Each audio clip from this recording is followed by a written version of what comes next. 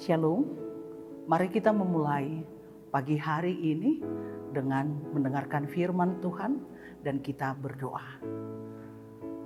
Terima kasih Tuhan atas kasih Tuhan yang sudah menyertai kami sepanjang malam ini. Dan Tuhan menyertai kami hingga pagi ini dan kami percayakan kehidupan kami dalam satu hari ini ke dalam tangan Tuhan. Inilah kami Tuhan, isi kami dengan firman-Mu supaya kami dapat dikuatkan untuk menjalani kehidupan kami di dalam nama Yesus Kristus Tuhan dan Juru Selamat kami yang hidup. Amin. Firman Tuhan yang menjadi pedoman kehidupan kita pada hari ini tertulis di 1 Tesalonika pasal yang ke-5 ayat yang ke-9. Demikian firman Tuhan. Karena Allah tidak menetapkan kita untuk ditimpa murka, tetapi untuk beroleh keselamatan oleh Yesus Kristus Tuhan kita. Sekali lagi saya baca, karena Allah tidak menetapkan kita untuk ditimpa murka, tetapi untuk beroleh keselamatan oleh Yesus Kristus Tuhan kita. Saudaraku yang dikasihi oleh Tuhan kita Yesus Kristus, sebagai umat Tuhan tentu kita percaya bahwa satu saat nanti Tuhan Yesus akan datang untuk membawa kita kepada kehidupan yang kekal. Seperti yang difirmankan oleh Tuhan, karena Tuhan Allah tidak pernah menginginkan dan menetapkan kita untuk ditimpa oleh murka. Itu sebabnya Yesus akan datang untuk kedua kalinya ke dunia ini untuk menyelamatkan kita. Seperti yang tertulis di dalam kitab Mazmur. Kalau kita baca di Mazmur pasal 86 ayat 15 dikatakan demikian. Tetapi Engkau ya Tuhan, Allah penyayang dan pengasih, panjang sabar dan berlimpah kasih setia. Daud mengakui dalam Mazmur ini bahwa salah satu karakter dan sifat Allah yang paling menonjol bagi umat manusia adalah bahwa Tuhan Allah kita adalah Allah yang pengasih, Allah yang penyayang, sabar, dan kasih setianya sungguh sangat melimpah.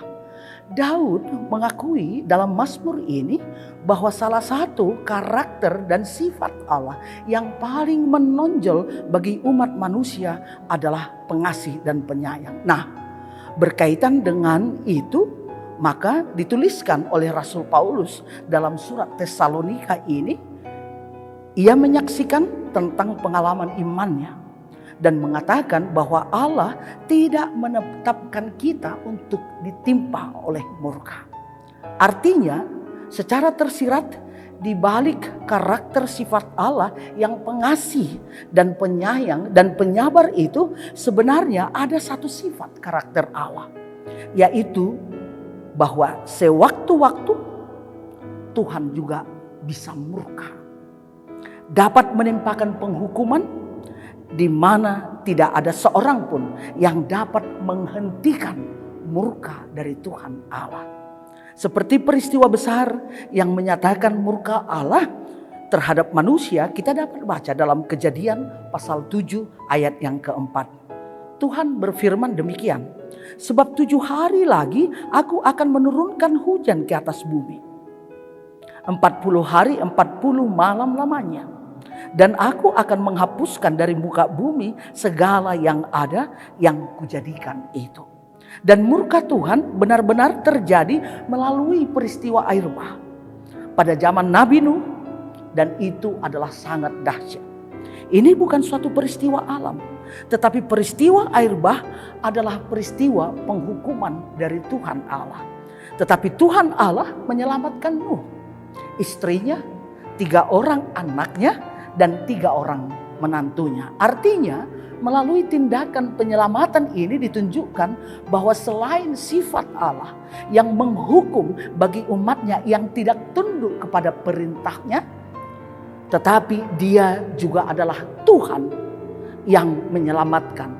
Selain bahwa dia adalah Tuhan yang dapat meluapkan murkanya, tetapi melalui tindakan penyelamatan Nuh bersama anak, istri, dan menantunya, Allah juga sekaligus menunjukkan bahwa dia adalah Allah yang memiliki sifat pengasih, penyayang, sabar, dan penuh belas kasihan.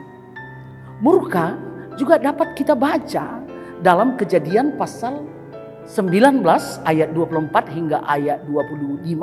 Murka Tuhan dikatakan di sini dicatatkan, kemudian Tuhan menurunkan hujan belerang dan api atas Sodom dan Gomora yang berasal dari Tuhan dari langit, dan ditunggang balikannya lah kota-kota itu dan lembah Yordan dan semua penduduk kota serta tumbuh-tumbuhan di tanah. Ini adalah murka Allah juga yang kedua yang sangat luar biasa.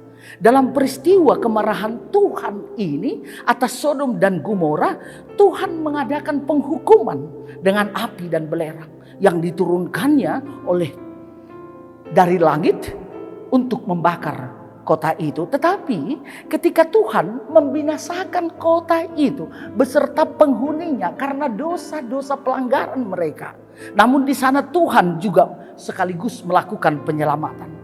Penyelamatan terhadap keluarga Lut, meski istrinya gagal memperolehnya, sebab istrinya sendiri tidak taat akan perintah Tuhan dengan menoleh ke belakang, dan kemudian dia menjadi tiang garam, tidak ikut dalam keselamatan yang Tuhan berikan. Demikian juga keadaan kita saat ini. Kita masih tetap terancam dan belum ada tanda-tanda bahwa kita sepenuhnya akan terbebas dari dampak corona yang menimpa sebagian besar dari jemaat kita.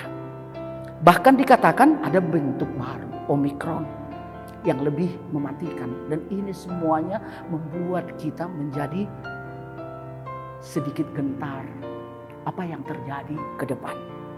Kalaulah seperti banyak orang mengatakan bahwa ini adalah salah satu bentuk dari murka Tuhan bagi umat manusia yang semakin jahat. Namun sekalipun keadaan dunia ini semakin memburuk, melalui firman ini mari kita semakin percaya bahwa kasih Tuhan juga akan semakin besar untuk menyelamatkan hidup kita. Sebab melalui firman ini kita tahu sekarang bahwa ketika Tuhan melepaskan murkanya ke dalam dunia ini, tetapi dia tetap mengingat kepada umatnya yang taat dan setia kepada perintah Tuhan. Karena itu sebenarnya kita tidak perlu khawatir. Yang penting kita taat kepada firman Tuhan. Kita percaya kepada Yesus. Dan kita berikan ruang hati serta hidup kita untuk dipenuhi oleh Roh Allah, yaitu Roh Kudus. Kita percaya bahwa Tuhan kita tidak menetapkan kita untuk ditimpa oleh murkanya, tetapi kita ditetapkan untuk memperoleh keselamatan yang sudah diberikan oleh Tuhan Allah melalui anaknya Tuhan Yesus Kristus. Karena itu berbahagialah dan percayalah bahwa Tuhan akan terus-menerus menyertai kita. Amin. Kita berdoa. Terima kasih Tuhan. Kami tidak perlu khawatir lagi. Tapi kami mau taat hanya kepada perintah Tuhan. Kami mau percaya sepenuhnya hanya kepada Yesus Kristus. Dan kami mau memberikan ruang hati serta hidup kami untuk dipenuhi dan dipimpin oleh Roh Kudus. Tuhan sertai kami dalam kehidupan kami satu hari ini. Berikan sukacita surgawi bagi kami di dalam nama Yesus Kristus, Tuhan dan Juru Selamat kami yang hidup. Amin. Terima kasih telah mendengarkan firman ini. Selamat beraktivitas, tetap percaya kepada Tuhan. Tuhan memberkati saudara dan saya. Shalom.